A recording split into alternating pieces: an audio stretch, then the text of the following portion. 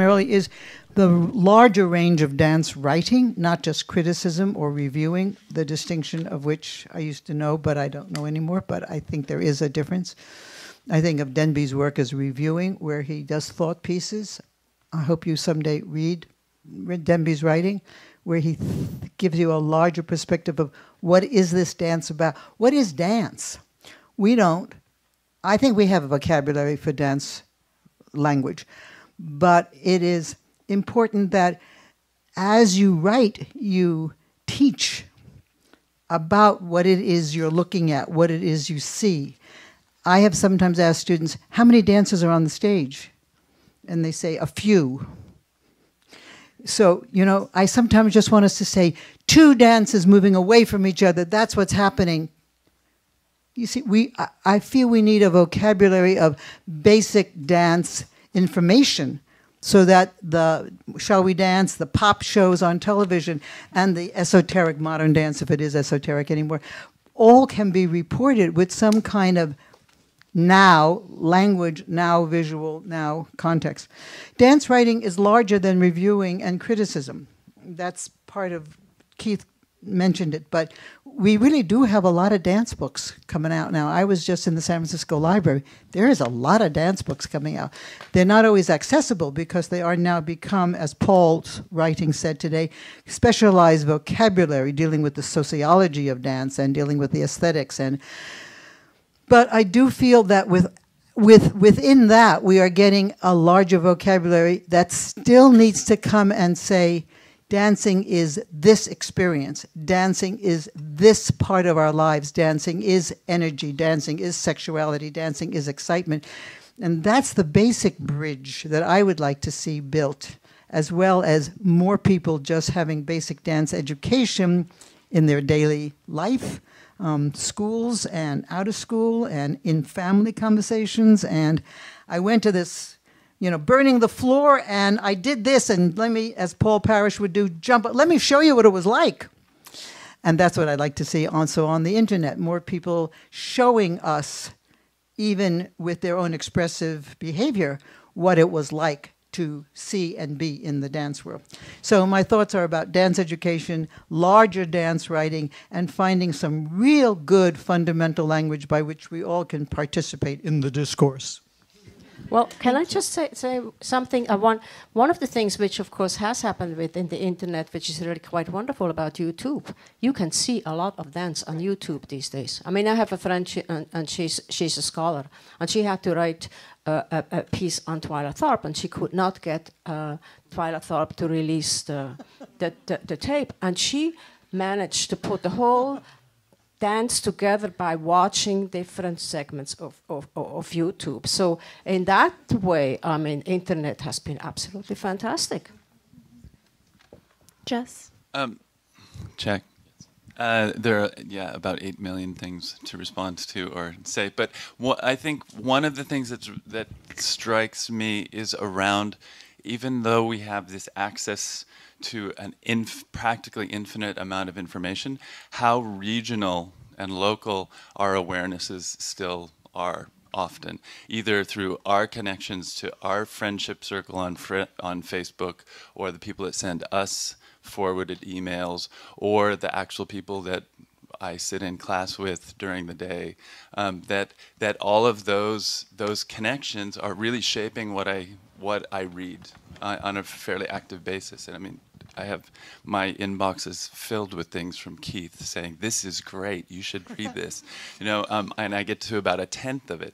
But and I feel like one of the things that I want to say is that I feel like this, you've acknowledged it already, but this conversation is very centered in a kind of dance writing in journalistic settings, and that I think part of maybe something that Petra was referring to, or from a different angler that Chrissy is referring to, is that actually dance writing is existing in so many different contexts, and from Twitter to Routledge, the publishing house who is coming out practically weekly with a new book by Matthew Goolish or by Tim Etchells, or Anna Halpern's big autobiography biography just got published last year.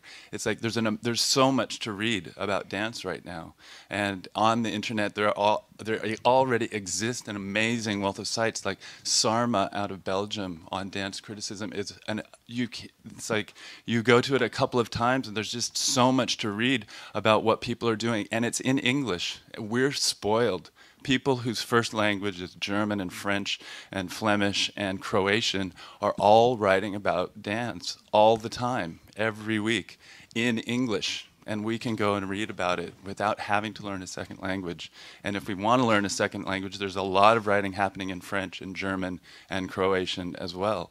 So I feel like Marie was just poking me too and saying, Amazon, go and do a search on Amazon once or twice, get a membership, and every week they'll start sending you suggestions on dance books that you could read, collections of criticism, different kinds of ways of looking at things that are more interactive and aren't limited to 300 words that you had to write in the 3 hours after watching the piece. But or Petra just did a really beautiful documentation of a project she did that's on the cover of TDR with Neil Marcus and a group of dancers that is itself a kind of performance piece, a text-based and visually based performance piece. That's a really interesting, different model of how text can interact with the body and meaning.